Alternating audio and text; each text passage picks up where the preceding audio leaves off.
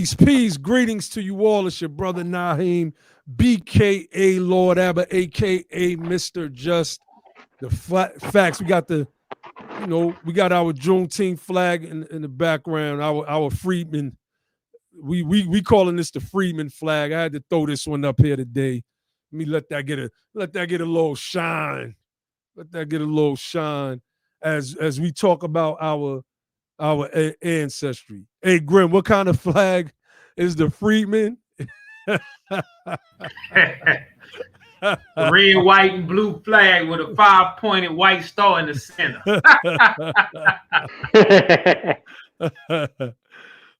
We just joking with our family, man. We just joking with our family. Peace to everybody in the chat. Y'all see that we are on our BTP Media channel. Make sure y'all share this out, family. We don't want to keep harping on the same storyline with the Moors, because our intent is to not disrespect or degrade. Our intent was, or is, I should say, to highlight problematic statements and show why this movement hasn't really gone anywhere. And today's events, let me pull all my brothers back up. So I had to highlight the flag real quick. Today's events show us that look, I'm gonna hit the hit the like button, fam.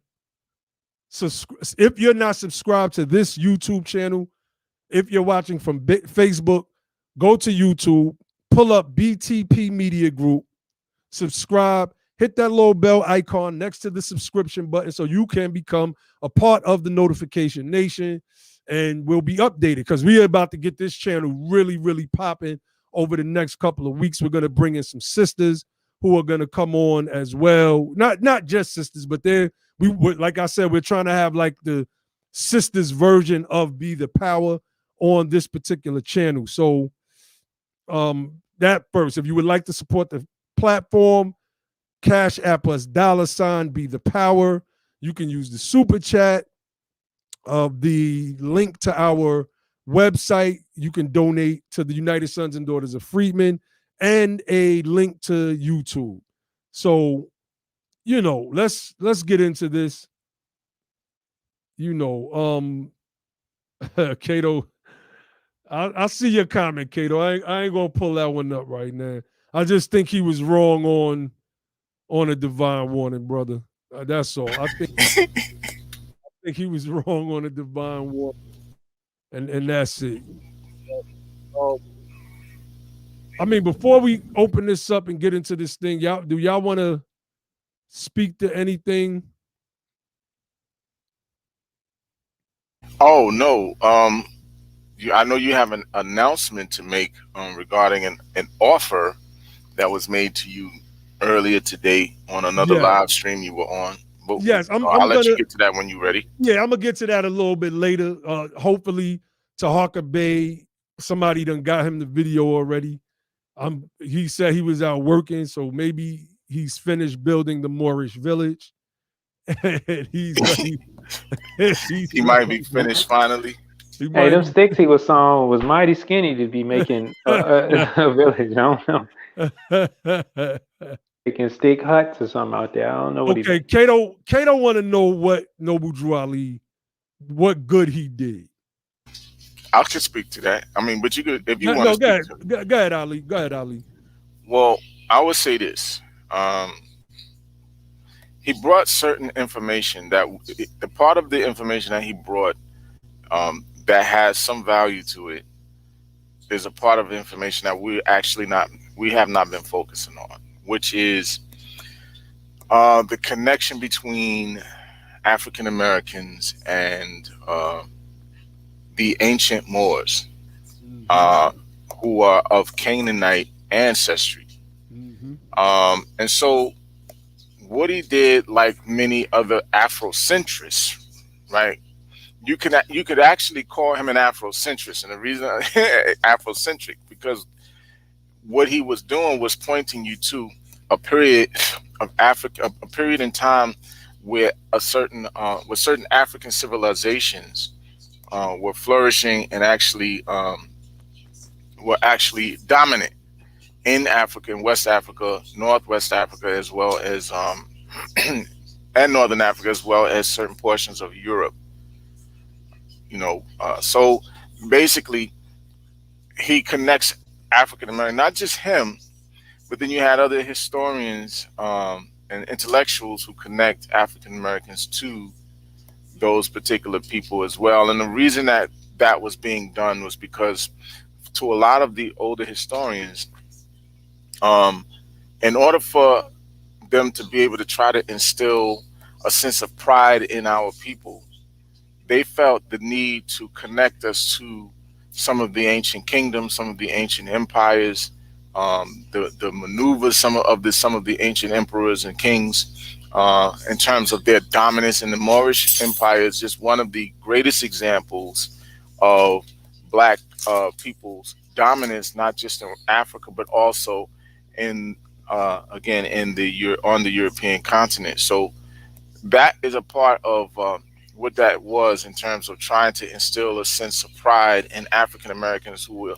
up from slavery. You understand what I'm saying? And so he, like Elijah Muhammad, who did pretty much the same thing, Dr. John Henry Clark, Joseph Ben Yakinen, Ivan Van Sertima, many of these people, Chancellor Williams, you name it, many of these people felt the need to connect us to ancient civilizations of Africa and in the East.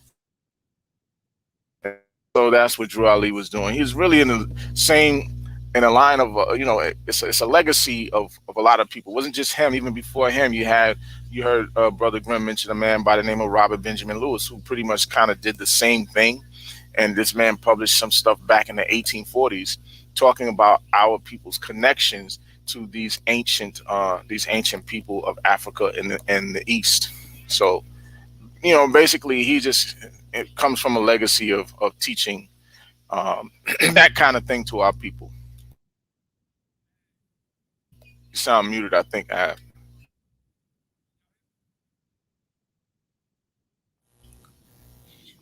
can't hear you. Check 1 2 1 2. Can y'all still hear me? Grim, Josh, I can hear you. Yeah, I can hear you. Yeah. Naheem. Go ahead, Grim, because I think Naheem might out. Yeah. No, I was letting brother Can y'all hear me? Now yeah. we can. Okay, yeah. Okay, I think it's something wrong with my connection Mike. to my mic.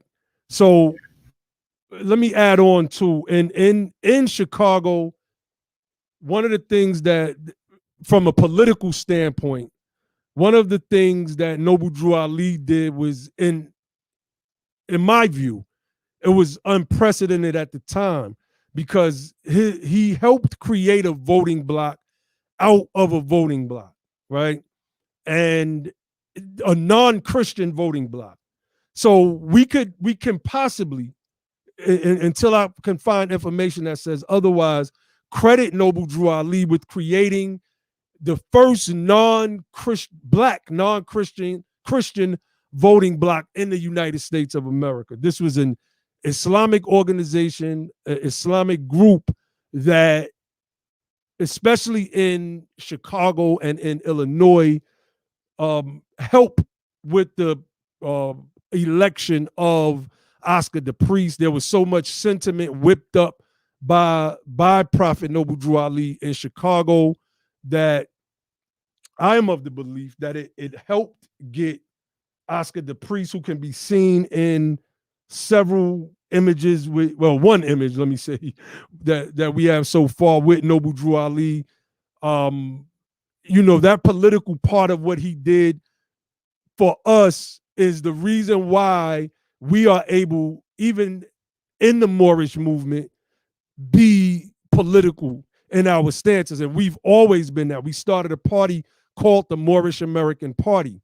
So that comes from Noble Drew Ali. A lot of the understanding that we got about the Reconstruction era and the things that we were able to uncover, if you go back and watch previous episodes of Be the Power on our other channel, our main channel, that comes from a lot of the understanding that we have from Noble Drew Ali. but we overlooked the divine warning of a nation. So Noble Drew Ali did some good. He had a lot of Moorish stores and businesses, and he wasn't no coon. I'm not gonna call him that, but he was wrong in the divine warning of a nation, and it is what it is. So let me see. Yeah, we gonna get to that King Moss 87 today's take. So let's pull this up. Let's pull this up. Let's get into the topic. Okay. So as we all know, in Massachusetts, it was a standoff between this group called the Rise of the Moors. And I think they shut down I-95. Let's read a little bit about it and see what happened. I read through it, but I still wasn't clear on their purpose. The group of 11 militiamen who ended up in an hours-long standoff with police in Wakefield on Saturday morning espouses a conspiracy-based anti-government agenda that combines, listen up, family, sovereign citizen beliefs with those of the Moorish Science Temple. Now remember, Brother Ali and Brother Grimm so eloquently broke down in our first two live streams on our main channel, Be the Power channel. If you're not subscribed to that channel, go subscribe to that channel. How this was problematic, and in the sense that it's possible, right, that these groups formed themselves out of the sentiment espoused in the divine warning, which by all intents and purposes is a pro-Confederacy document. I mean, we've proven that over about 9 hours worth of live streams. And I guess 12 hours. You could add another 3 hours from the Facebook joint we did last night. So it says, and the fact that they say they combine those sovereign citizen beliefs with those of the Moorish Science Temple, let me say, I fought these type of people for years.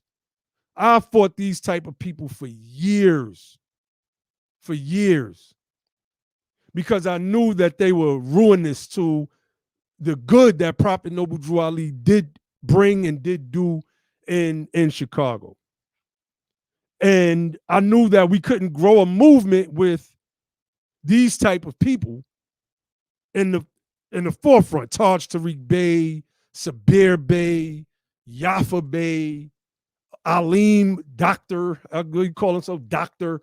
Alim Bey, the Canaan Land Moors, Cujo, Adwo L, some Jamaican dude from Canada pushing conspiracy theories and sovereign citizen ideology to people in America. I mean, so, I fought those people, but the people in the movement was fighting me, which is why I left that movement alone. As soon as I seen that car driving over that ditch, I just jumped out of it. And this is what we have here. The car has driven, off the cliff. The car has driven off that cliff. And so we're just reporting now. It says, the group self-identified as the Rise of the Moors live streamed its standoff on Sunday on its YouTube page, in which its leader, identified on the group's website as Jamal Talib Abdullah Bey, said the group is not anti-government and was being, quote unquote, extra careful not to violate the federal laws of the United States. Two group members held the Moroccan flag throughout the exchange, a tenet of the Pawtucket, Rhode Island-based group's ideology. The flag stems from the largely black group's belief that a 1787 treaty they made fictitious, a parenthetical, which, that's the treaty is not fictitious. The treaty is real. It's still they got this part of the article wrong in the Boston Herald. It's the longest standing treaty that the United States of America has. But between the United States and Morocco grants them immunity from U.S. law. But that part is fiction. That the treaty grants you immunity if you call yourself a Moor. I debunked that on Moorish Science Radio in like 2013, 2014. You know the stuff that Taharka is teaching y'all now, he got from us.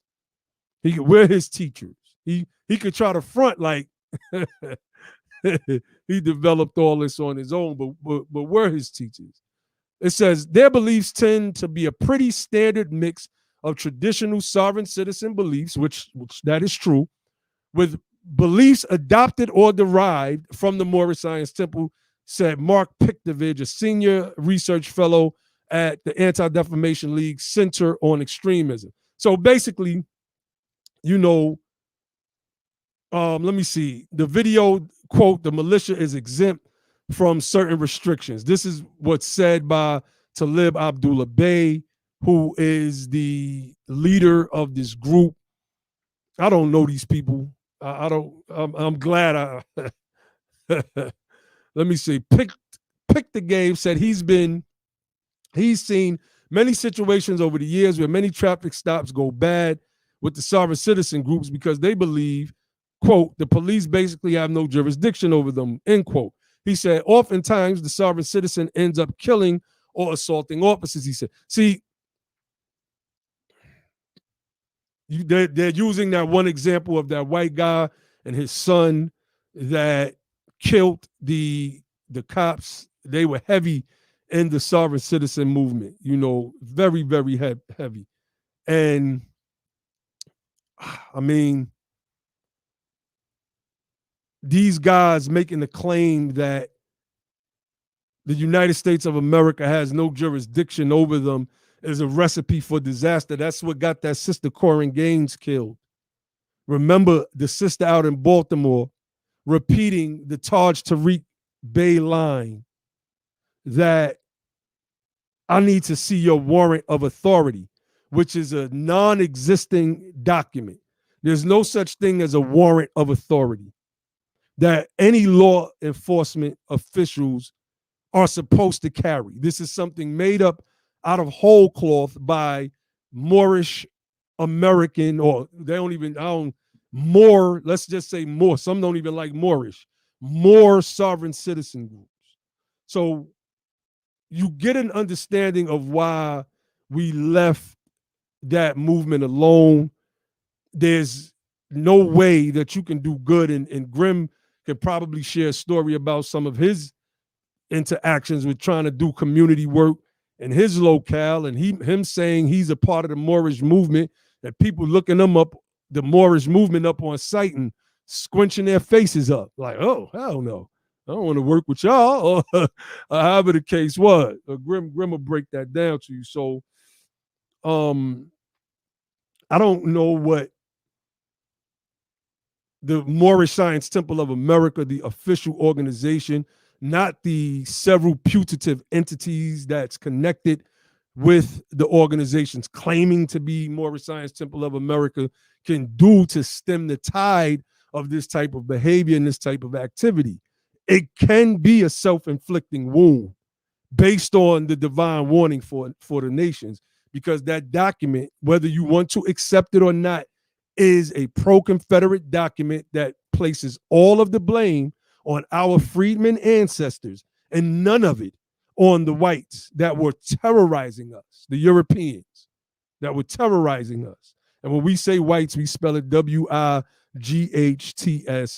Google it. So, bros, who want to touch this part of this whole? Yeah, go ahead, Grim.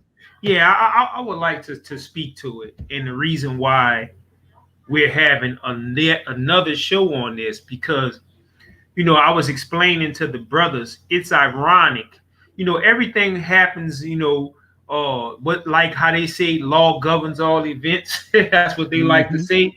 But the bottom line is, like, it's ironic that this Moorish Rise of the Moors radical extremist organization came out on the heels of us ending the last live stream. What was that, yesterday? And I believe in divinity. I believe that things happen for a reason. So we did all of those shows, and then bam, some Moors jump up and do something foolish. Hey, real quick, Grim. Remember, while we were streaming the other night, a guy tagged me in the post with Richard Pryor from Uptown Saturday Nights, claiming he was locked Bill up. Cosby. I mean, excuse me, Bill Cosby. He was locked up because he wore a fez in a movie in the 70s. Right. Yeah. So, it just shows you how illogical and cultish these people really are. Like, oh, Bill Cosby know what's up because he wear a fez with the eye on it that said Shaka at the bottom of the fez, which has nothing to do with Morocco anyway. That's South Africa, but that's neither here nor there. But the reason we are doing this is basically we are saying that this action by these extremist Moors basically proves our point. Now, here, we're not saying that these particular people are members of the Moorish Science Temple, and we are not trying to skew the dynamic to make it look like these people are affiliated with the Moorish Science Temple of America as an organization.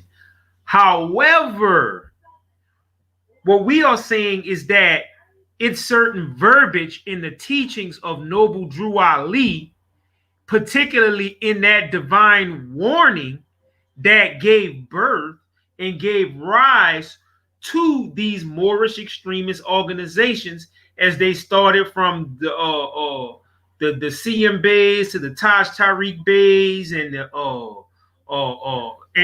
plethora of other people who teach this anti-government ideology. So you can't teach anti-government ideology, right? And then expect it to always just be dogma. Basically, what's going to end up happening is that somebody's going to begin to act on your ideas. And this is what we are seeing. We are seeing this Moorish thing really degenerate, right? From what they were just talking in rhetoric to actually illegal, wrong, illicit actions. And now, when we are talking about the sovereign citizen movement, you have to realize that the sovereign citizen movement basically had its origin in people who didn't believe in the 14th and 15th Amendment. They would, just like how Moore say, oh, you're a 14th Amendment citizen, you're a 15th Amendment citizen, or whatever they say. A lot of this stuff has its origin in sovereign citizen teachings. And I need y'all to listen to me.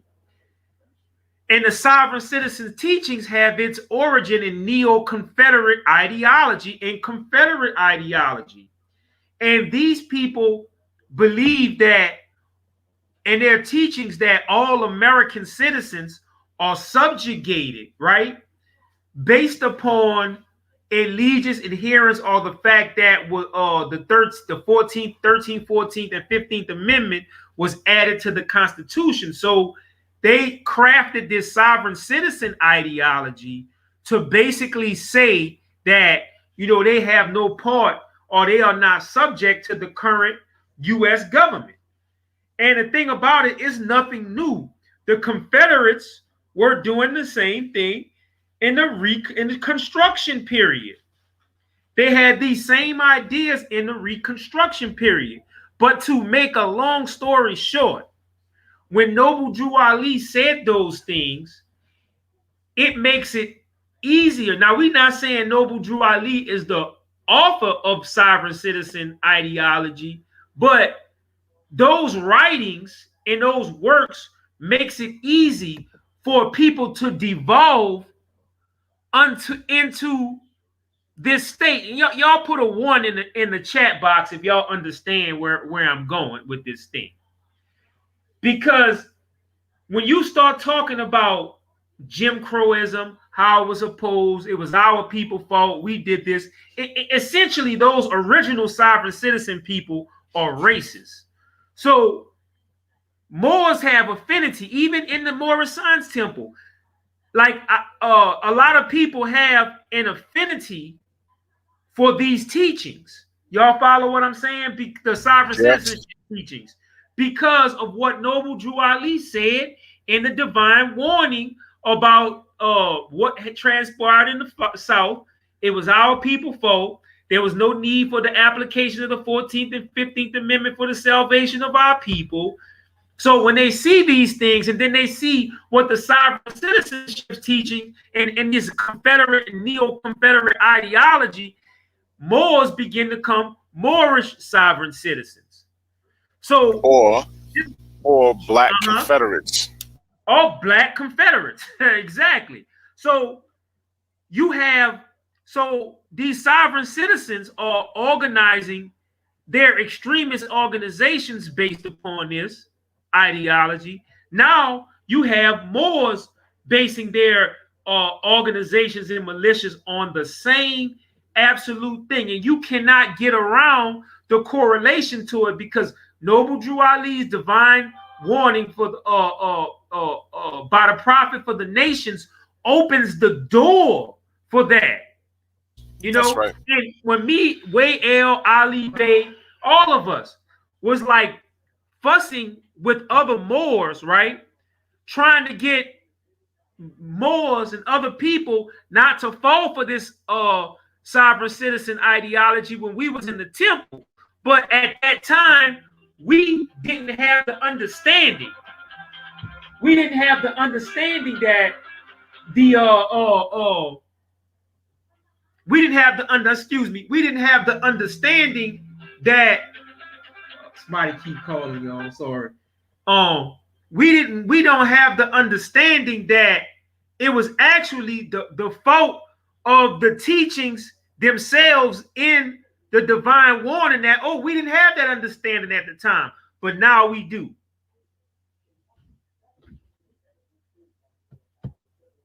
Oh yeah, Ali, I'm gonna pull your screen up, brother. Okay, so just to add on to what Brother Grimm was speaking on in terms of the relationship between the sovereign citizens and the Confederacy, there's a piece that's called Sovereign Citizens, a Homegrown Terrorist Threat and Its Negative Impact on South Carolina, that was done by the South Carolina Law Review. It's actually published in 2012.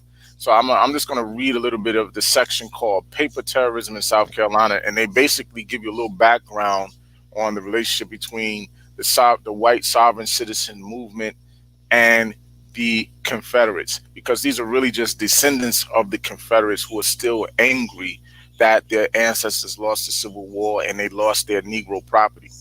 So they have a problem with the government. They have a problem with the 14th Amendment, which we told you yesterday that the 14th Amendment actually disenfranchised and disabled a lot of their ancestors who acted in rebellion against the United States. So let me just read this. Paper terrorism in South Carolina. Although the movement is not well known, it is now. Like I said, this was published in 2012. Although the movement is not well known, sovereign citizens are nevertheless abundant in South Carolina, particularly in the upstate, along with patriots and tax protesters. Many people come to Abbeville, if that's how you pronounce it, I believe that's it, the self-proclaimed birthplace and deathbed of the Confederacy, because they wish to live among people who despise the federal government every bit as strongly as their ancestors did in 1861.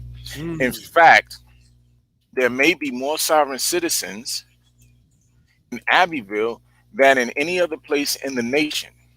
Abbeville is not alone, however. Until 2002, the Edgefield Journal was published in Edgefield by neo-Confederates and blended Southern nationalism with New World Order paranoia. Firm believers of common law courts reside in Anderson, while Greenville and its Bob Jones University have become a national rallying point for hardline Christian right politics. In 2004, Ron Wilson, leader of the most radical sect of the Sons of Confederate Veterans in the nation, ran for Senate in Easley.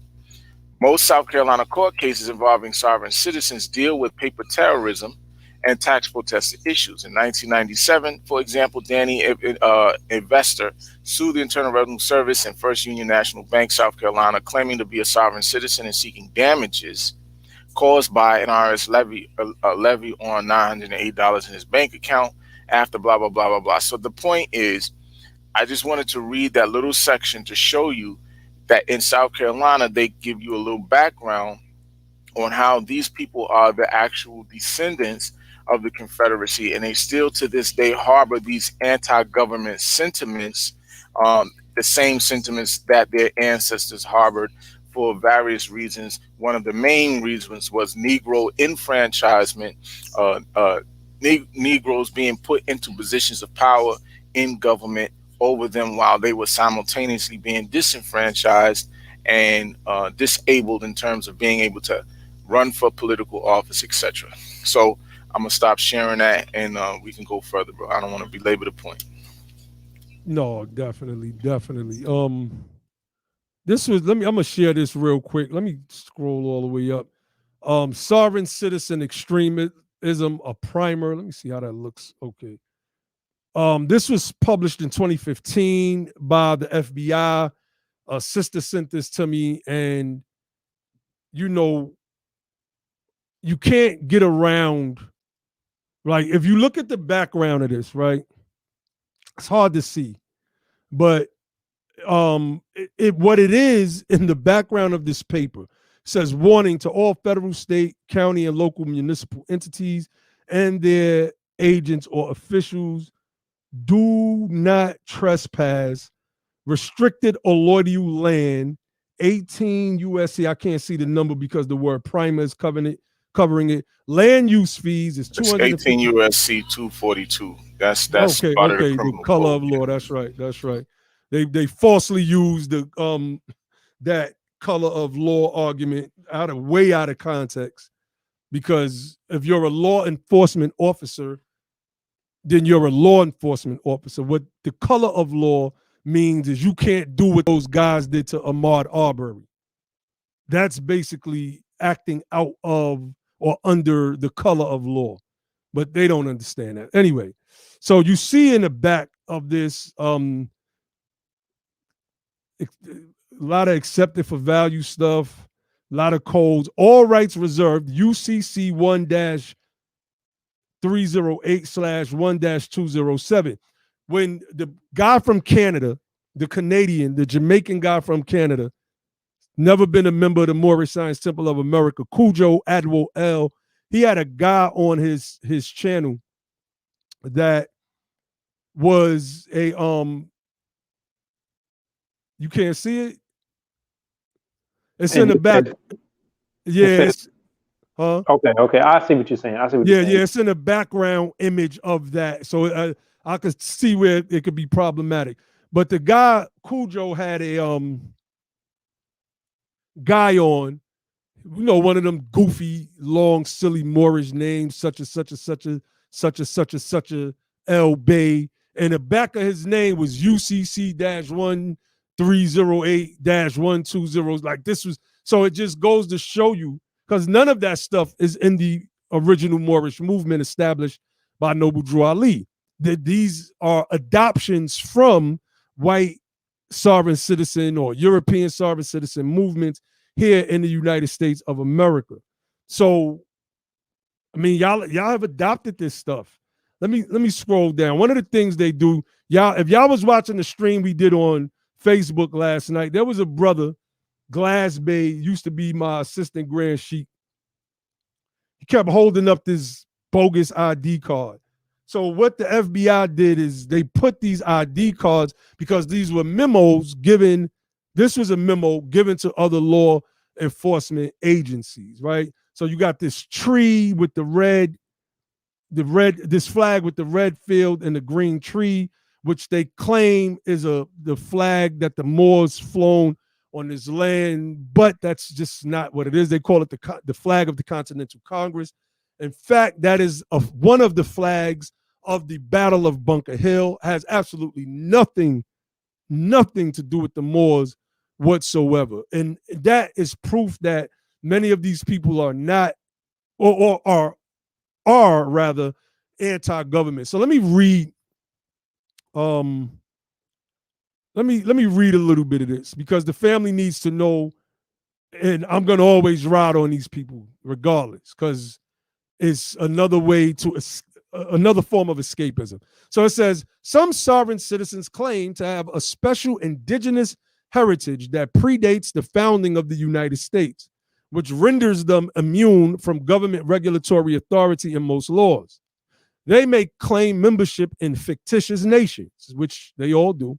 State, you got a guy in the chat in there talking that crap now. States or tribe. In states, you got some people that believe the Moorish Science Temple of America is a state. I used to believe that, right? Ali Bey had to shut me down one day on that, and that was years ago.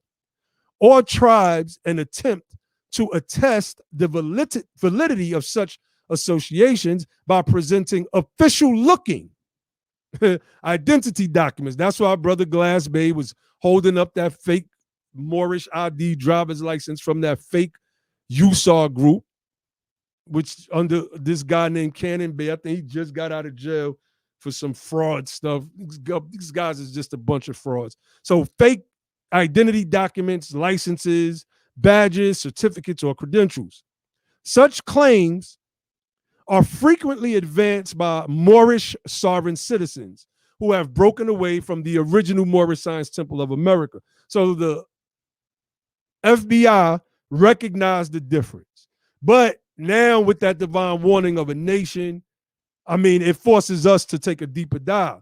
It says Moorish sovereign citizens, because that's what they are. They try to say that's an oxymoron. You can't be a sovereign and a citizen, which is just not true.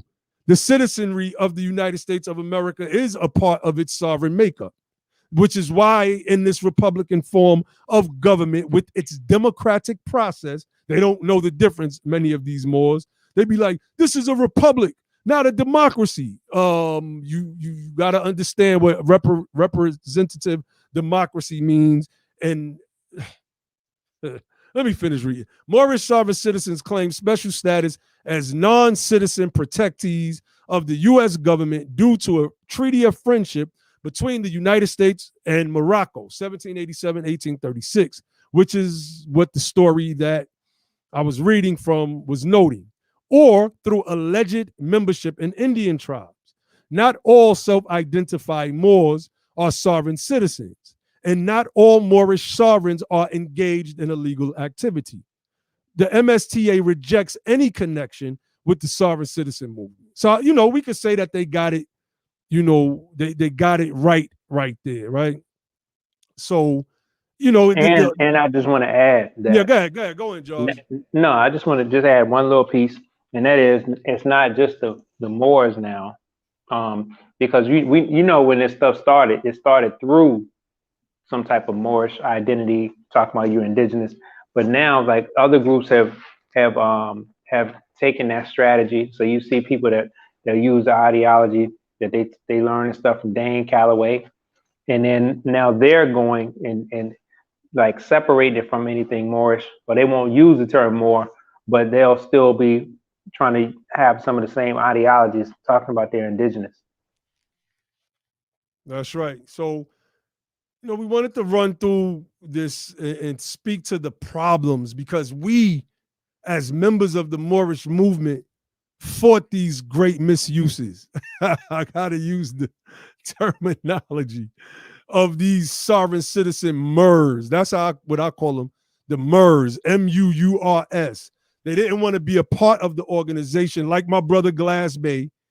He's watching right now because I see him in the chat. He didn't want to be a part of the organization because some people, they just kind of want to be free to do what it is that they want to do and not adhere to the strict rules of the organization, being upright citizens, et cetera, et cetera. They just want to espouse a bunch of pseudo legal nonsense. No, we're not sending mumbo jumbo. Mumbo jumbo. You're not getting the link this time, bro.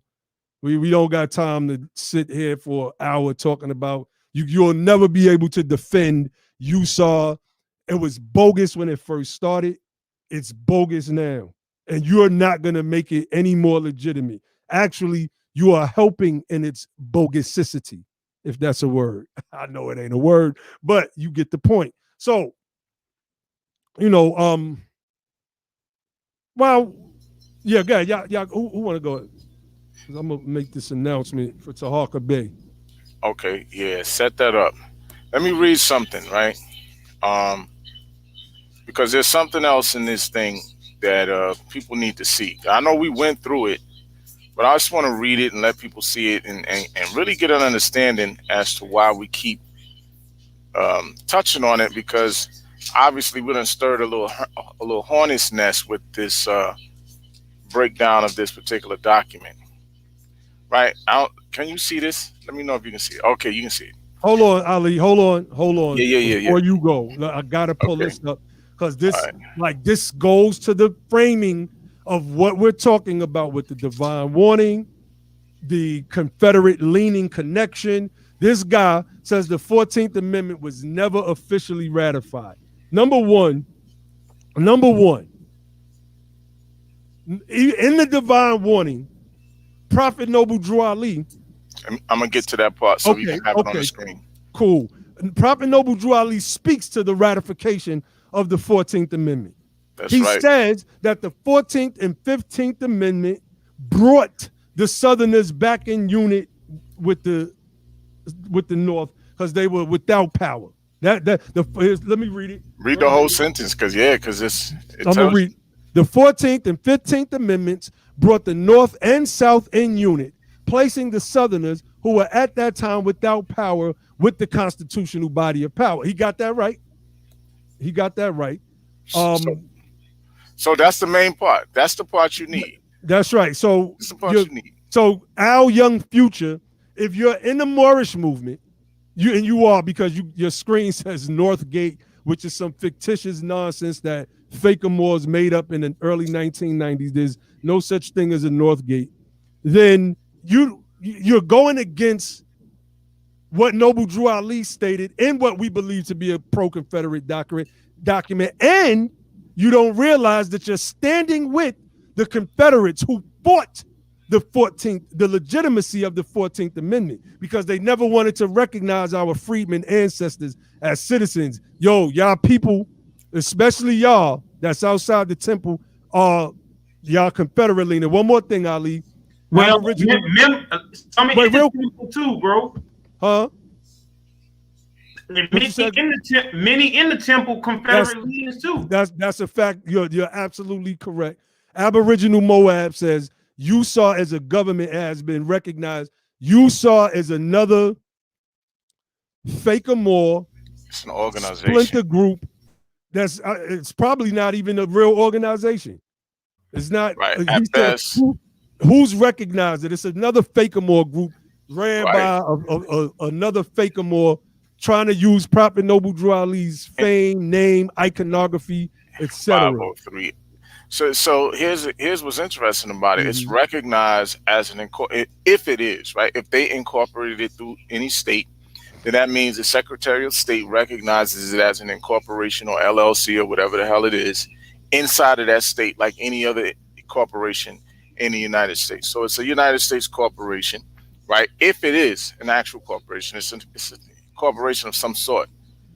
That's all it is. It's not, and you could call it a government if you want. If you want to say you set it up with, you have a president of a corporation and you have a vice president of a corporation, you know what I mean? Then you have your board of directors, like your Congress or whatever. You could say that it's a government if you want, but understand that it is, when we say government, we're talking about a sovereign, independent nation that has a seat alongside other nations at the table of nations in the United Nations and something like that. That's not what it is. It's not that kind of thing. That's right. Let's just be real and keep it all the way 100 with each other. Yeah, so that's not what it is. Go ahead. So when he say that USAR organization is a recognized government, right? Not by any other nation. It is. It ain't. It's only a matter of time before they're sitting on the side of the highway or on a newspaper doing some embarrassing stuff to embarrass themselves in their movement. You understand what I'm saying? Yeah, that's a fact. Because I mean, remember they got USAR. Y'all remember they had the guy with the Moroccan flag with the wings on it? I forgot the name of that organization. Yeah, the Mexican Moor Empire. Mexican Moor Empire. Another so fake they have group. a plethora of these different organizations that broke off from the Moorish Science Temple of America that basically claims that they are a sovereign nation, but nobody recognized any of these people, you know? No. Nobody recognizes them because, like, see, Glass Bay kind of young, but we've been around this thing for a whole lot, and we've been around. He's seen it, bro. He's been around too. Yeah, he's been around. So he just want to be a part of some nonsense. Instead of using, he got a good sharp mind if he can put it to use. But instead, he thinks he's going to put on the cape of and be the hero and save the fakamores all over this nation. You're not, bro. You're not. Yeah. So the whole thing surrounding this is that all of these people always end up in ruin. What's another guy named Marcel Walton L who was saying I was just going to bring him up. That's right. What was it called? The Moorish. Because see, the further I get away from that, that nonsense, I can get these. I don't even remember. Fake the Moorish trust, constitutional something. Then you had the Moorish Consulate, all of these. The Moorish Consulate or whatever. And man, I mean, this dude was so slick with it. I think at one point in time they had a bunch of Hispanics up in there with fezzes on. I guess they was trying to use it so they could get members, citizenship. That's that black and brown thing again. Those our brothers, our Hittite Amorite brethren, y'all. Yeah. But the thing about it is that Marcel Walton was making the same argument that a lot of these guys in the inbox was making. UCC this, trust that, putting in a trust. So they basically was defrauding the government. The IRS finally caught up. I think dude made something like $90,000 in false, like some kind of false tax claims or something like that, like about 90 grand. Yo, we got Ali. My bad, Grim, but Tyrone Sessions. Don't worry. Because we see all of your, let's pull them up. I want Ali to read what he's reading. Because I believe I think Tyrone Sessions was questioning Grim on Twitter. I'm not sure. When you finish, I address that. Okay, there were already free black citizens before the 14th Amendment. This, we know, we've spoken on this on several occasions. You probably learned it from us. He says, so why was it needed for our people? And he also says there was roughly 500,000 free black citizens of the United States before the 14th Amendment was ratified. So why was it necessary for our people? So we gonna get into that. He didn't just say our people. That's right. He said it was not necessary. No need for the application of 14th and 15th Amendments for the salvation of our people and citizens. That's right. That's the whole sentence. Hey, and citizens, that even means that he didn't even consider ourselves our people as citizens. Come on. See, Tyrone has to deal with that. What was his prophet saying when he separated his people from the citizens? Meanwhile, Tyrone is saying there was 500,000 black citizens. There's a problem there, brother Tyrone. I hope you recognize that. Because if he says us and citizens, that means, right. That's problematic already. And it's not even our position. It's not our position that we were not citizens. Our position is that we were already citizens. But for some reason, when you listen to the words of the prophet, he believes otherwise. Right. Exactly. And, basically citizens, like Ali says, citizens with disability. And the bottom line is that we talked about all that. We talked about the Lysander Spooners thing, the unconstitutionality of slavery, and also our brother Frederick Douglass, one of the fathers of the freedmen. He basically used the Constitution to prove that slavery was unconstitutional from the beginning. But the bottom line is that that institution existed in the antebellum South, and that you could say, oh, so why was it needed? Because they had free blacks. So, okay, they have free blacks. So basically, you're saying, fuck those other people who were slaves. And that the 14th Amendment and the 15th Amendment was put in there. We talked about it if you watched the last show. That was basically made to correct the error of the whole thing about slavery and how it's going to be eradicated, brother, amongst the people who were that. So you can't say that, oh, there was such and such a free people, and there was 500,000 free people. Well, what about the fucking 4 million people in the South that was fucking slaves? You follow what I'm saying? The thing was to fix the people who were in the institution of chattel slavery. So it was necessary for the salvation of our people, brother. Yeah, because Brother Tyrone Sessions says, no, I'm saying they didn't need an amendment for our people to be free. What you don't understand, and this is the problematic statement with the divine warning, Brother Tyrone Sessions, is that in the South, they weren't trying to free the slaves because their state's economy and their personal economy relied on the free slave labor of our people.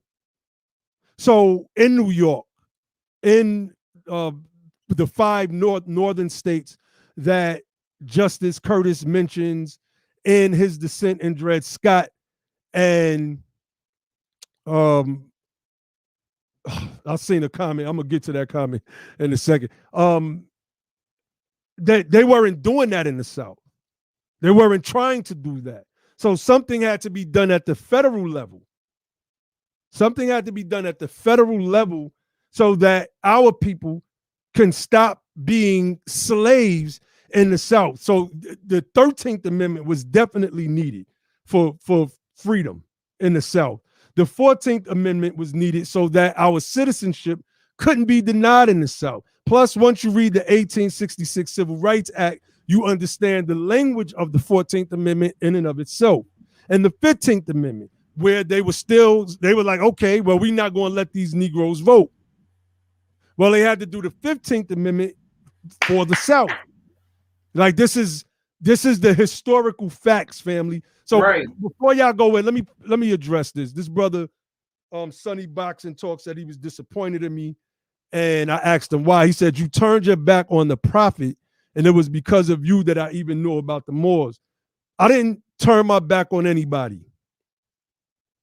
We found something problematic within the teachings of Noble Drew Ali. And we're exploiting it because, like I keep saying, it doesn't comport with the historical facts.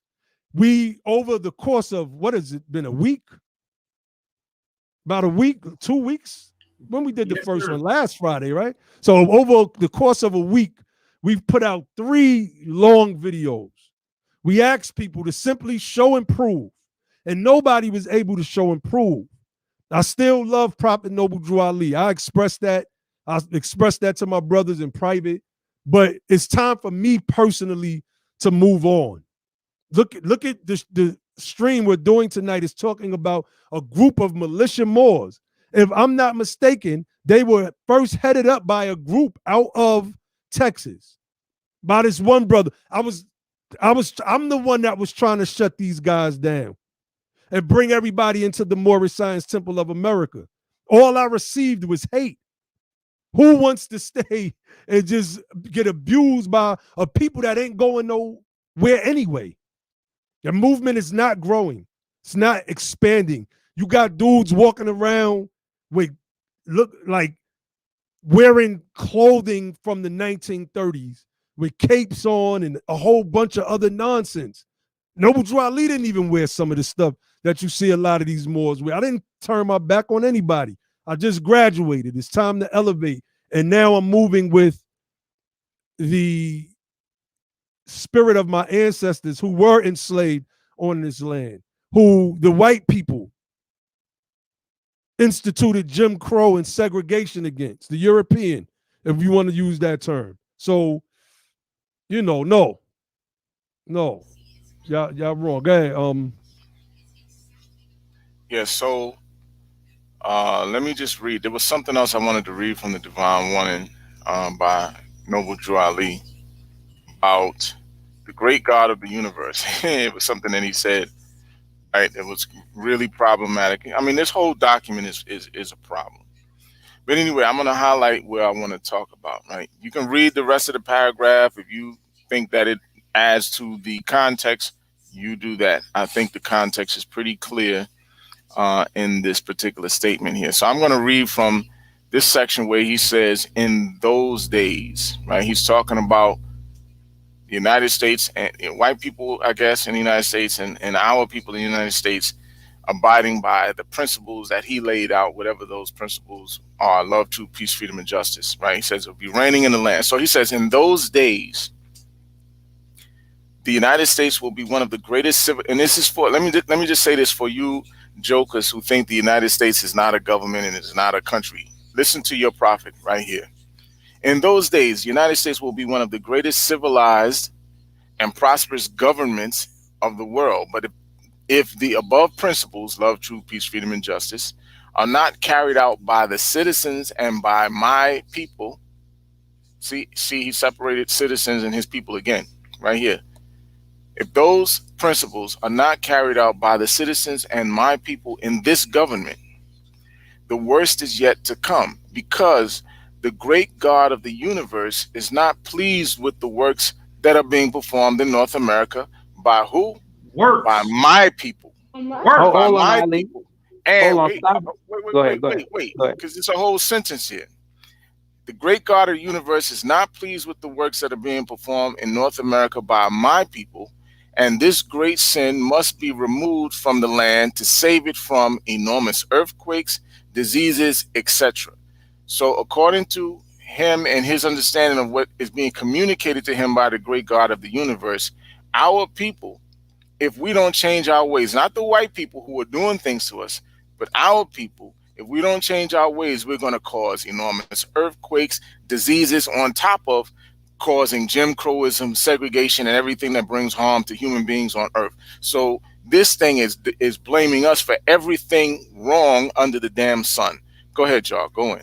Right. No, I just it's the great God of the universe. He's the prophet, and he's the prophet who's gotten a message from the great God of the universe that anybody else getting. That's saying if we don't start from our sinful ways, we're gonna be the ones that cause it. Not the one who tried to overthrow the whole republic. Not the one who when was even rejected getting paid, who rejected getting reparations for emancipation. They rejected, the ones in the South rejected the U.S. government paying them to free us. They rejected that. They rather spill the blood of millions of people, cause massive destruction and death for years, so they can keep us in chains. And then after that, slaughter many of us for just trying to exercise our divine rights of citizenship, as the prophet like to use. How is that the message that the great God of the universe gave to that prophet about? I don't know how much credibility I give that. That's trash to me. Right. It is, Josh. You want to box now? All right, you throw some gloves on, Glass Bay. We can do that. we can definitely. But the bottom line, bro, is like going back to the last show. When he say, people can say, well, he's saying the sin is being called Negro colors and blacks. But when you go, we debunked this already, Tyrone session. Go ahead, Grim. Yeah, but when you really go into it, when he keeps saying we're like things like practice, works, deeds of my people, he's actually talking about a verb, something in motion, something that's actually being done. You follow what I'm saying? So it's not just the NBC thing or the Negro colored and black thing that he's talking about, an Ethiopian thing. He's basically falling in with the paradigm of what the Confederates were saying, how they were saying, oh, we was lazy, we was stupid, we was ugly, we was poor, whatever negativity that they could throw on us. When he was talking about the stuff in the divine warning, he was blaming us because he was saying that our works. But then you have to go back and you would have to prove how was Oscar James Dunn's work evil? How was Frederick Douglass' works That's evil? right. Talk How to was him, bro. Harriet Tubman works was evil? That's how right. Was, come on, man, name some free. Martin Delaney, Hiram Revels, Prince Rivers, Robert Smalls. We could just, how is their Frederick Douglass? Ida That's B. right. Wells, Ida B. Wells, Harry Tubman, right? Nat Turner. So you saying those works of those people was evil? Dudes trying to protect their families from rapists and murderers and lynchers. So look, Grim, he went from that argument to following Prince Hall as trash. Yeah, look. Yeah, can I address that? Go-to boogie. Look, the go-to boogeyman response. Exactly. That's the go-to boogeyman. And I got your message. You see, that's what y'all always resort to when y'all start talking about this. But I've been telling you clowns for years. You have to go in the historical record and tell us, just like what we said about the freedmen of the post-Civil War, you have to go back to the freedmen of the Revolutionary period, which Prince Hall was a member of, and you have to show, don't just show he was a Christian, because that doesn't count. You have to go back and show how the works of Prince Hall was trash.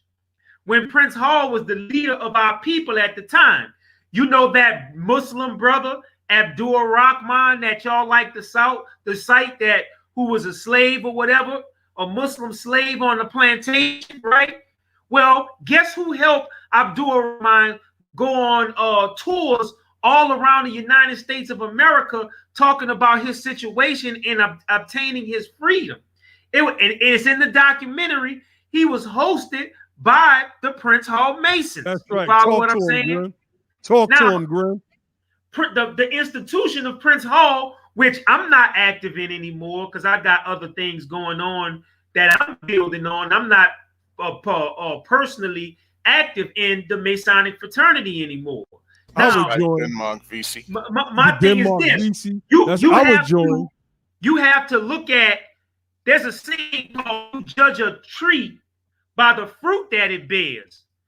So, do I listen to some old ugly hip hop nigga like him, or do I go back to the institution of Masonry and I can figure out that Masonry produced leaders that created the freedoms that he have today? It wasn't Prophet Noble Drew Ali. That's right. It wasn't these. You look at the types of men that came up out of Prince Hall Freemasonry, and then you look at the characters of the people that came up out of the Moorish Science Temple of America. And one dude, I ain't gonna put his name out there, he's a national leader. He gonna go down, he's married, get a chick in one of his subordinate temples pregnant. Then almost, if the chick wouldn't have put him on blast, he probably would have denied the baby. None of the followers sat him down. Nobody removed him for office. They was good with this gangster nigga doing what he did. Fact. You follow what I'm saying? So when you look at the people produced by that institution, how could you say that it's trash, brother? And we can go into hundreds of names of people that did things way greater than anybody that has ever come out of the Moorish Science Temple of America has ever done, brother. And I'm not saying this because I was part of that institution. You know, I'm saying that, bro. I mean, it's just it's just like 1 + 1 = 2. 2 + 2 = fucking 4. You dumb nigga. You understand what I'm saying?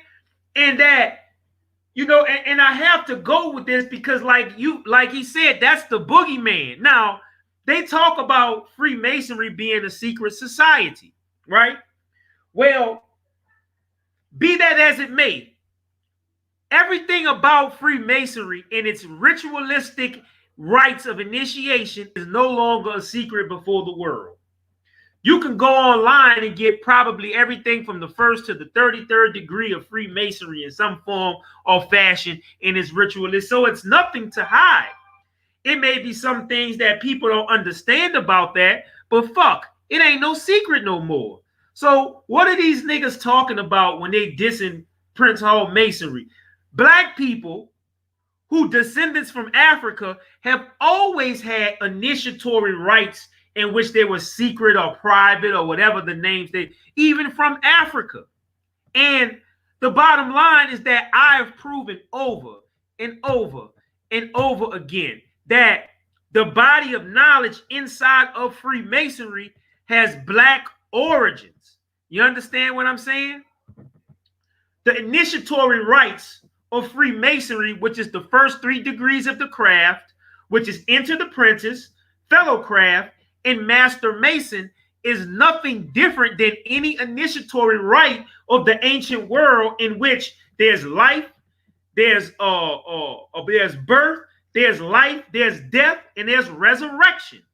And that's what Freemasonry encounters. When it talks about the slaying of the Grand Master Hiram Abiff, that's just basically a modernized version of the same thing that happened to Jesus Christ. It's the same thing that happened in the Dionysian rites with Bacchus. The same thing that happened in the Mithraic rites. The same thing that happened in the Osirian rites. In all religions over the world, there's always some type of system in which some deified man or deified God man is killed, right? Sacrifices his life and is resurrected. All religions are based upon the rites of some type of fertility. They go with the stars. They go with the seasons. You understand what I'm saying? So what are these niggas talking about? Because those types of things have their origin, right, in Africa, so to speak.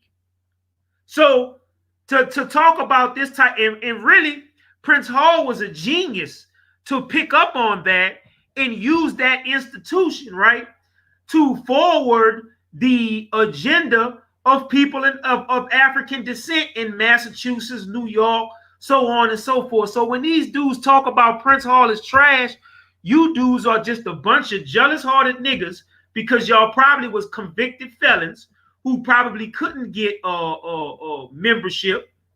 You know, y'all was in the jail and y'all hated the fucking prison guards because they was Masons and you niggas was locked up.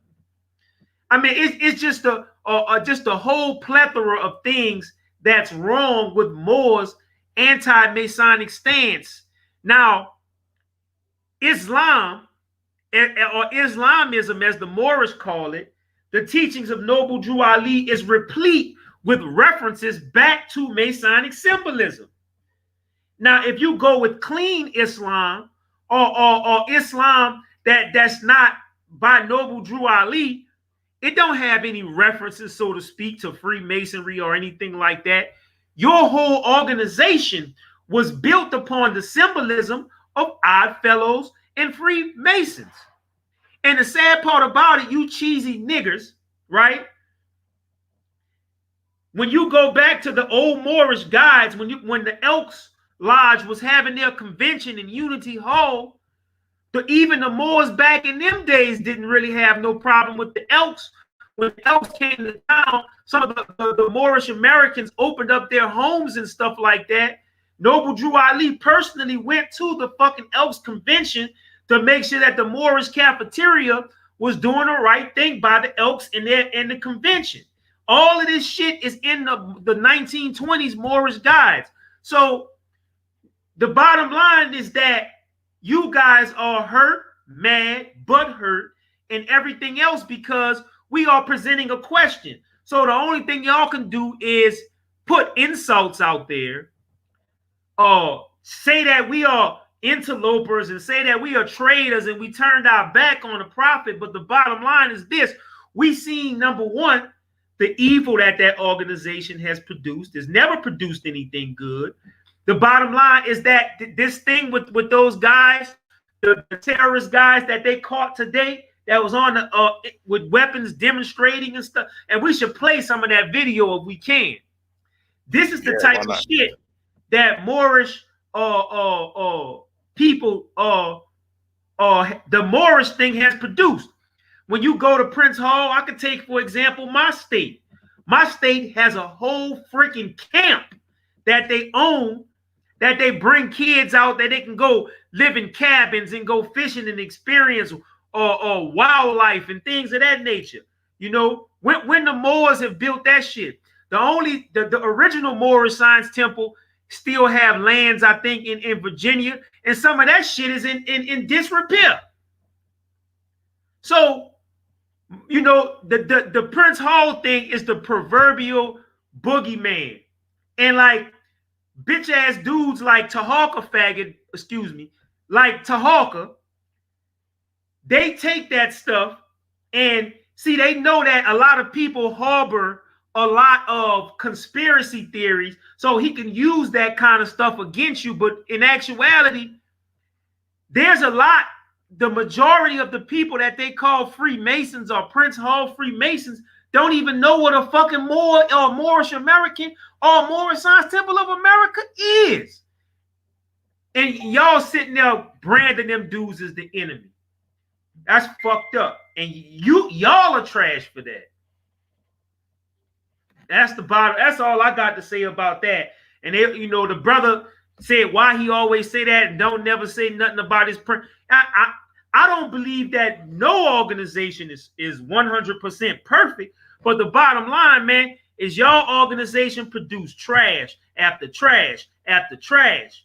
And now the trash is this dudes on a I-95 standing there with guns. Now look where they at. All of them locked up in jail, messed up their lives.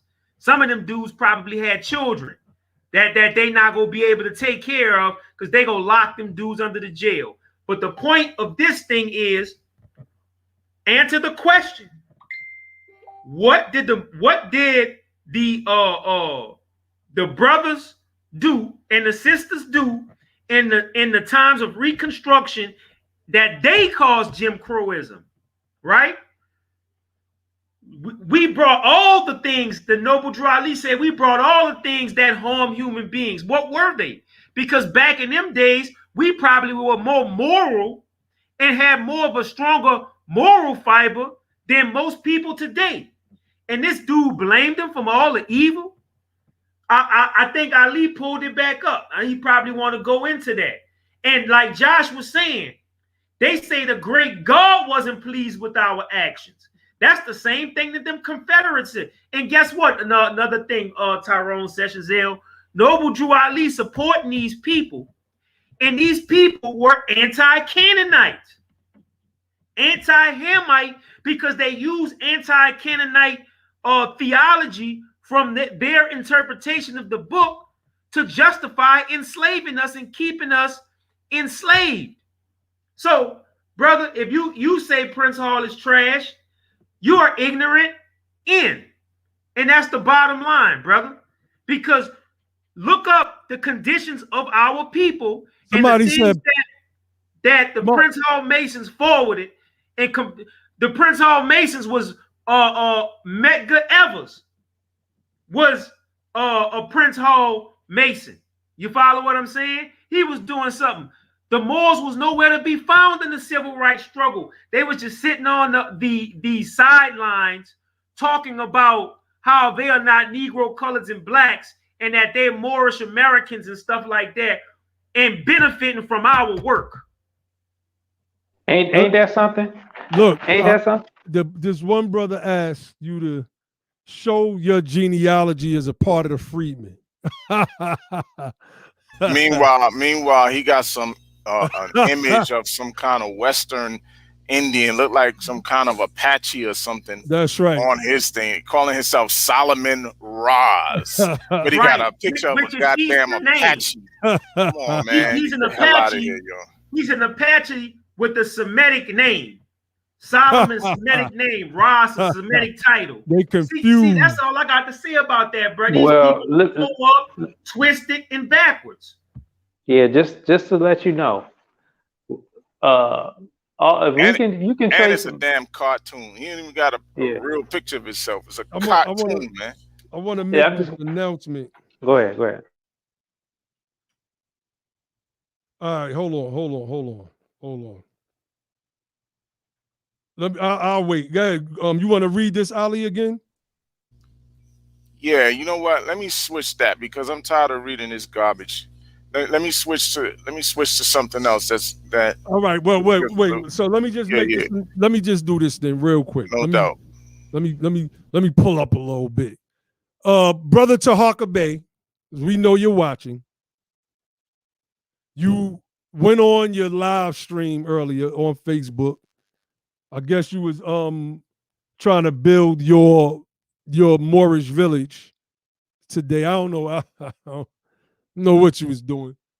You call yourself calling me out. I told you I wasn't going to take the debate. You want to debate in Atlanta, talking about your stock is high.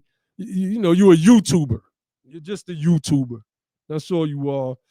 And the people that you roll with, the Akhenaten, John Settles, all the little corny crew of dudes you got with you.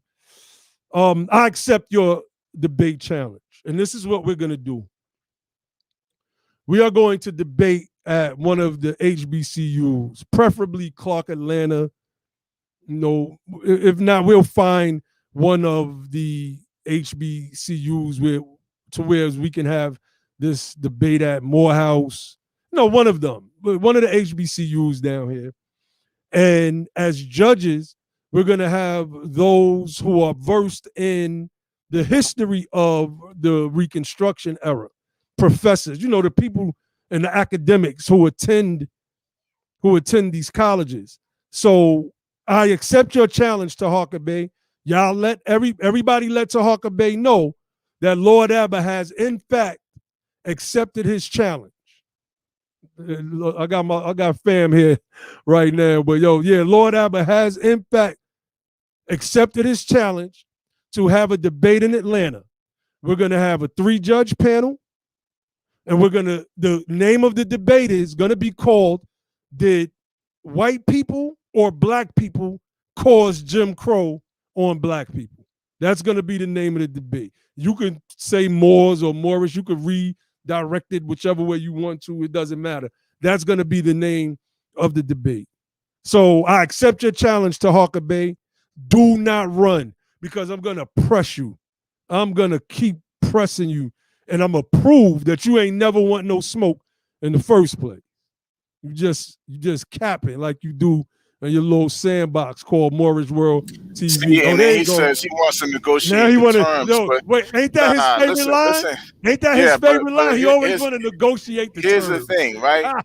He wants to, let's do it. It needs to be a scholastic thing, right? That's right. We don't need no nigga Moorish bullshit kind of setup, right? So our thing is, if we're going to deal with this thing from a historical perspective, let's deal with it from a historical perspective, and let's get people who are educated in that particular field of knowledge.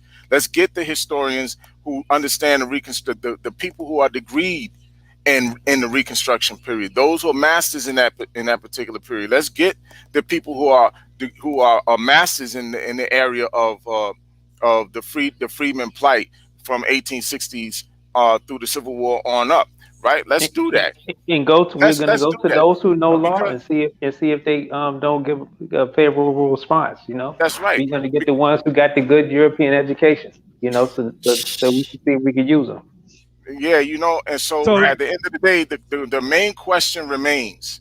The main question remains because Prophet made certain claims emphatically that our people, he said, my people, are the ones who caused or brought about Jim Crowism and everything that brings harm to human beings on earth. And he said, and if we don't change and latch on to the principles that he brought, then our people, through the works that we're doing, right, and have been doing, is going to cause earthquakes and disease and all of these different things. So the main question is, how did our people cause Jim Crowism? Did we cause Jim Crowism, or did Europeans cause Jim Crowism, like the prophet says in his thing? And so we can debate that and use sources of history, sources of law, understanding the timeline that we're talking about, and debate that in front of actual scholars at a university, a black university, so you guys can defend the fucking Confederates, and we can talk about it from the perspective of our people who were the ones who made this country into a new country during the Reconstruction period. They worked to make this a new country. Man, Yeah, go ahead, bro. Go ahead, bro. Notice he pops up and said, "No, we will negotiate the terms." Because see, this dude don't want nothing serious, man. He's not serious, man. The bottom line, bro, is this guy is just another clown, just like the rest of these clowns. And notice that, it's just like you could put all kinds of content up or whatever, but now he can't answer the question. So he had to organize the timely debate. You understand what I'm saying? Or the time-consuming debate, rather, than just to come on this forum and answer the damn question. Or he can go on his forum and answer the damn question. You understand what I'm saying? And then we could tear that shit to shreds like we usually do. None of these guys can answer a question because what Noble Drew Ali put out there was just plain and simple.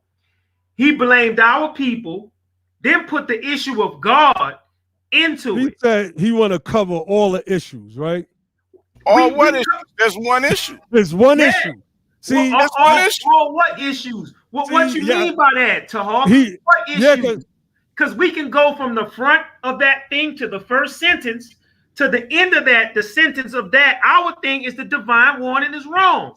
And we didn't cherry pick because there was nothing to cherry pick. We went from the beginning of the thing, from the starting paragraph, all the way to the end of the thing, right? And the end of the thing was the most damning part about it. The bottom line is that how did our people cause Jim Crowism? And you had another clown that came on the other stream that we did, right? And they all present all of these illogical conclusions, but the bottom line is the only way that you guys can try to squirm out of this thing is to defend the Confederacy.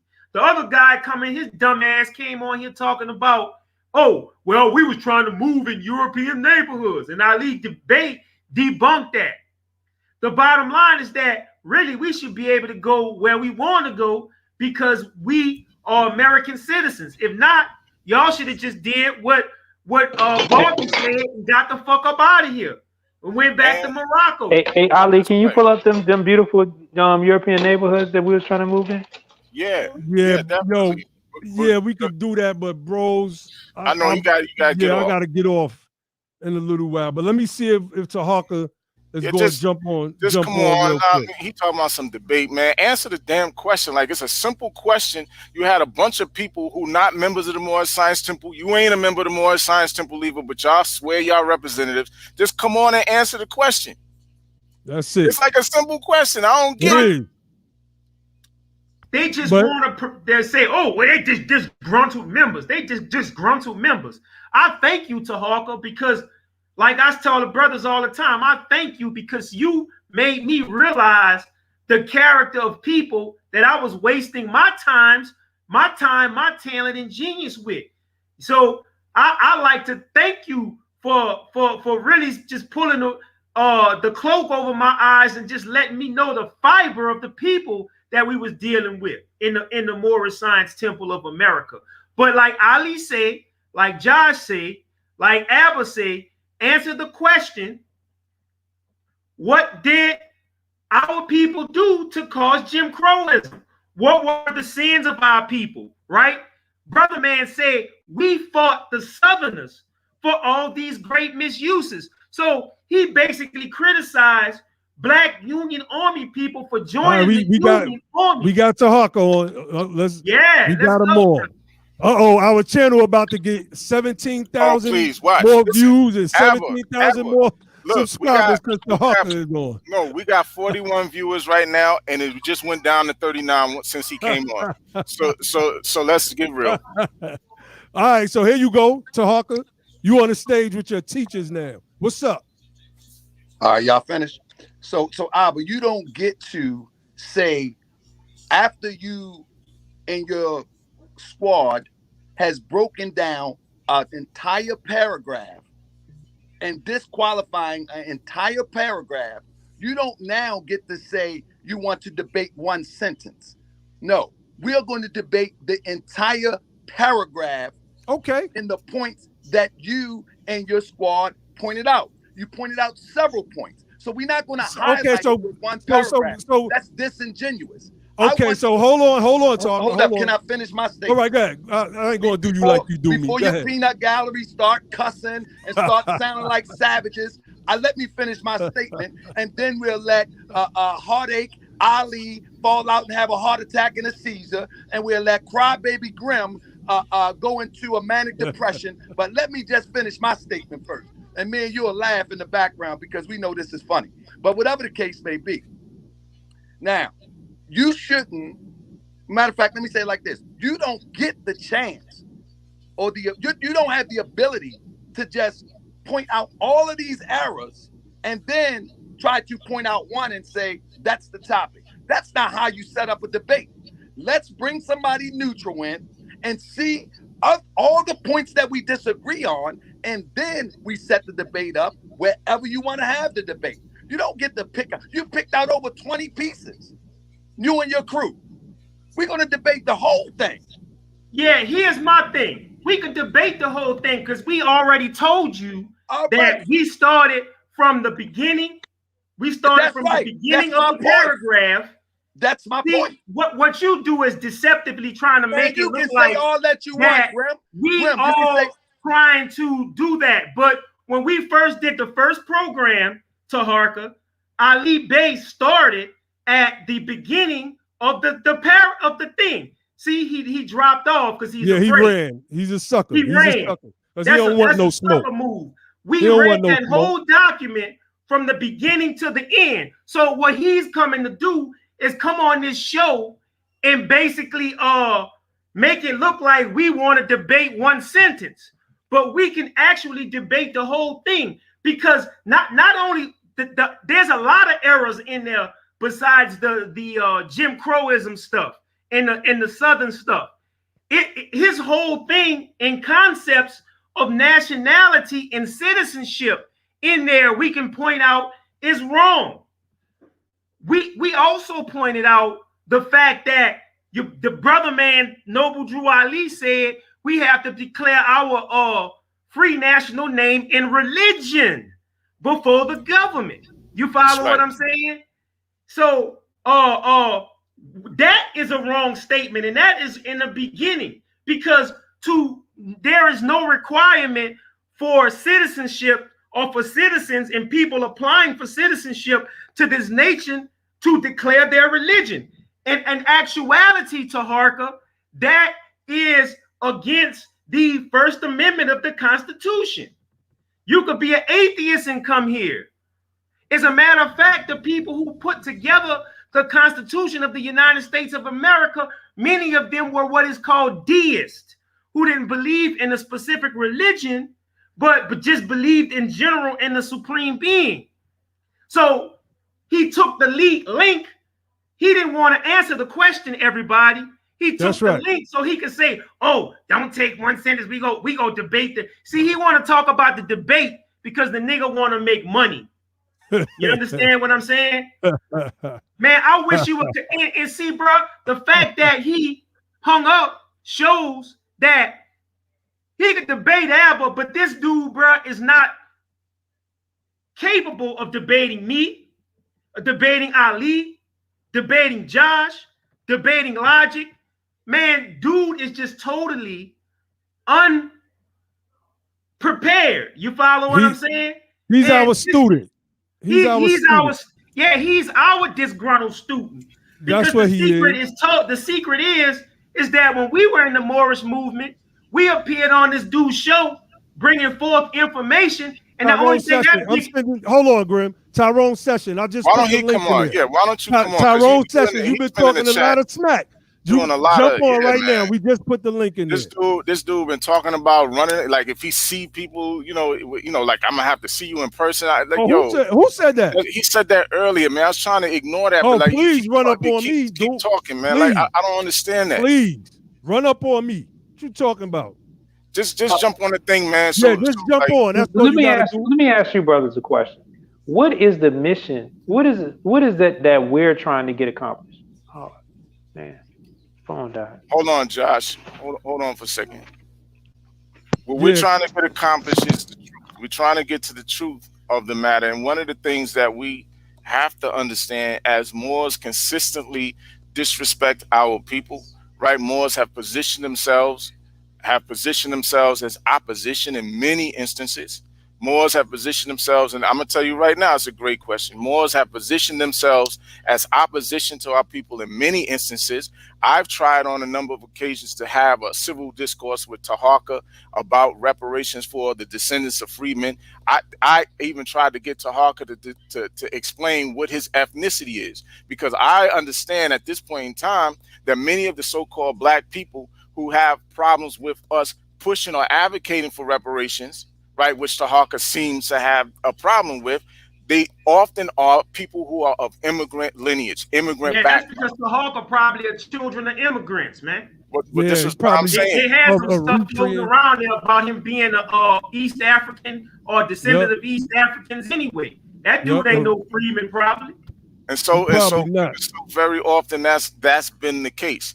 And so it's hard, like, right, he tries to say that reparations was some kind of handout, right? It's some kind of handout, yet and still he started making posts about our people accepting federal aid through the CARES Act and not being ashamed of accepting that federal aid. The fact of the matter is that federal aid is unearned income, just like you would try to say reparations is unearned income, which a lot of people try to use that as some kind of a logic to say we don't deserve reparations because it's unearned income coming from the government. So I said the same thing to him. Well, how you up here preaching to people to accept federal money from the CARES Act and not to be ashamed of that when that could be considered unearned income. So it was just a bunch of ignorance and stuff like that. And yeah, y'all. The fact of the matter is, Taharka is our student. That's an actual fact. That's right. He probably erased all of the original videos from Moorish World TV. Grim, myself, Lasana, Sharif Bey are the ones who actually put that particular channel on the map, not Taharka Bey. That's a fact. Exactly. And he just sat there and listened. That's all he did. Just sat there at that chair and just listened. And man, we've sat there many. What's the brothers? The New Black Knowledge brothers. What's the name of that? NBK, New Black Knowledge. NBK. He went at them dudes, and them dudes came back on, found some old articles about Drew Ali, and just totally obliterated Taharka, right? And he had to come back, and he apologized publicly on that show, because them brothers beat him so bad. So my whole thing about he said Dame Dash made Rockefeller. So I guess he's the Jay-Z. So my whole thing is this. This dude does not exude the character of a religious official. He's just a YouTube personality who play a lot of YouTube games. And he wants, see how you always talk about, for me, it's not about fashion or fame. So for him, he got to put out, oh, I'm this, oh, I'm that. A lot of people watch my show. The bottom line is this. That's all you about is ego, brother. So it don't matter if 10 people are watching you, 100 people are watching you, and so on and so forth. But it doesn't change who you are, man. And you are a jacked up, wicked, an evil person inside of an institution that has issues. And the bottom line is he's not in the institution. Grim. Oh, that's right. He's part of a rogue Moorish Science temple that he made up, right? So the bottom line is this, Taharka Bey. You can come back. I know Naheem got to go, but you can come back on another day and we can do it. We can run this again from the first paragraph to the last paragraph. And you'll see that you will not be able to prove your point. And you won't do it online. You want this thing because really this whole thing about you want to set up a debate, this is a deflection. That's a deflection, brother, because you can't answer the question of how did our people start Jim Crowism. And we didn't went in, what, 12 hours? 13 hours now? 13 and a half hours going in. And we got more documentation that we ain't even put up yet. That's a fact. And that's all I got to say, man. The Freeman history, the Freeman history is quite extensive, to say the least. And we brought a whole lot of it. You know, in a way, yeah, this has been a, you know, entertaining dialogue and programming for the last few programs. And I have to say that, you know, I'm glad we at least got a chance to use this to demonstrate to some of the people who may let me answer something real quick. He said I'm too emotional and I'm cussing. Yeah, I cuss. I like to cuss now. I love it. Now, I'm not crying about no video from 4 years ago. You follow what I'm saying? My whole thing is this. I don't care about those videos from 4 years ago. That shit don't define me and who I am and what I've done and accomplished in my life. It showed me that you're the person you are, homie, and the people in the movement are the people that they are. You follow what I'm saying? And that's just the bottom line. A lot of your supporters, y'all are basically characterless dogs. And it's nothing that you all can do about it. Give me 1 second. So ain't nobody disgruntled or worried about that foolishness or whatever that you did, man. You just showed me that you just a hoe ass dude, bro, who played little hoe ass games. And I'm a mad homie. So the bottom line is none of this stuff's opinion. It's basically fact. We have shown you the facts. So the only thing you can say, oh, they mad from a 4-year video. Oh, they just disgruntled members. Oh, they this, they that. Answer the question. You keep coming up with different excuses. With no answers. Answer the question. Is it a written law saying where you have to proclaim your religion before the government? So the bottom line is that you have this and you have the Jim Crowism thing.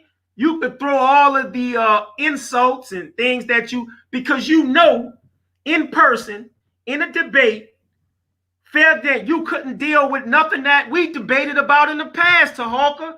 So you couldn't debate with it. So you made a character assassinating attempted a character assassinating video. But let me tell you something, homie. Everything God meant for me is meant for me. And I got it. And ain't nothing you or any of these Moors can do. So it's a blessing before the Almighty God of the universe to be on this platform. That's right. To be able to put this information out that may help somebody and stop them from believing in that madness. You know what I noticed? You know what I noticed too? Since he came on, our numbers ain't go nowhere. but look, even and I know, and I'm gonna say this, and then I'm gonna let you go. The little bit of time that he spent here, he could have just came and brought the sources and said, "Look, this is what Drew Ali meant about the Jim Crowism part, right? Boom. I'm gonna give y'all some examples. I'm gonna hit y'all with some sources real quick. I can't stay on long. This is what it is.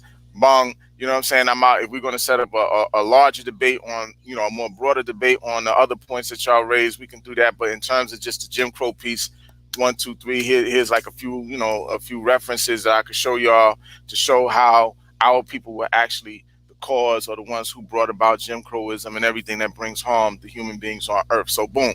Here you go right here. You know, Abba, we'll talk later, set this thing up for Atlanta, Clark University, whatever. We get some historians to judge it, whatever the case. Bong. You understand? He could have easily had did that. It wouldn't have took The amount of time that he sat here, he could have easily had just did that. He could have just did that. This has been at least a week-long dialogue at this point, right? At least a week-long dialogue. He went on his thing earlier today, yelling and screaming about whatever. At the end of the day, he could have did that on his thing. That's right. That dude is a narcissistic sociopath. Right, and I've been saying that for a long time. And a narcissist is somebody you can't trust. They'll have people with them. They'll trade on, like Donald Trump is a narcissist. This dude shares the same characteristics, man, as Donald Trump, man. Fact. That's a fact. You know, I don't really know what else to say about it, man, other than, man, that dude don't want no debate, bro. He don't want no debate. To set up some type of social thing to try to push his brand. That's it. I don't really watch his garbage ass Moorish show. Me neither. So me either. But I did catch a glimpse of him talking about Michi X. Now Michi X, I probably ain't even know who this nigga was until he jumped into the fray. See, that's a fact. He do shit like that so he can get clickbait for himself. This nigga is a narcissistic sociopath, man. And that's just the bottom line, man. Fact. So look, we gonna get up off here.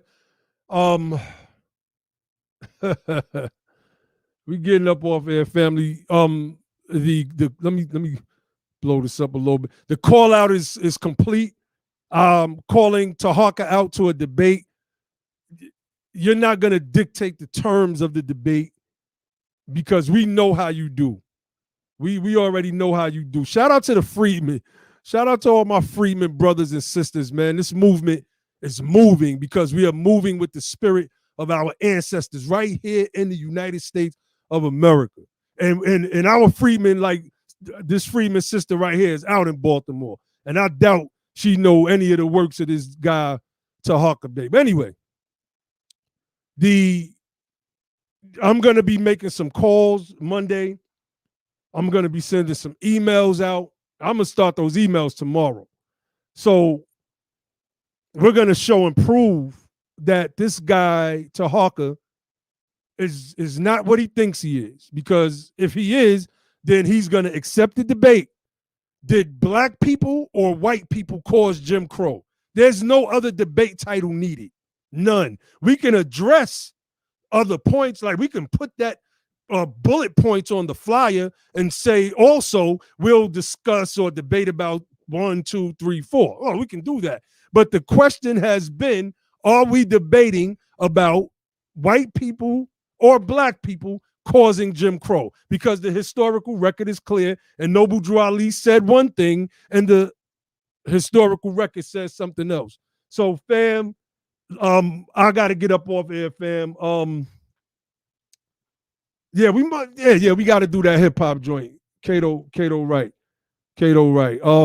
Now you want to discuss the terms. You wasn't talking about discussing terms when you was hooting and hollering earlier. I want Lord Abba. Where Lord Abba at? Somebody get this to Lord Abba. Well, now Lord Abba is here. And I jumped on your live earlier because we pull up. We pull up. You know how we do. And it is what it is, man. It is what it is. We're gonna try to do it at HBCU. We're gonna have academics or professors who, professors are academics, but maybe not professors, but academics. They could just be regular teachers on the subject, and we're gonna go in on. Yeah, my bad. I got family here. Yeah, we're gonna go in on this topic of Jim Crowism. So go to the website, usadof.org, sign up for our email list, and that's the debate. If we're not having that debate, yo, Glass Bay, you're not getting on here, bro. You're not getting on here. We're not talking about that USAR trash, and I'm about to get off here like right now. So don't just fight the power, become the power, and then you'll have the power to make a change. And with that, I say peace.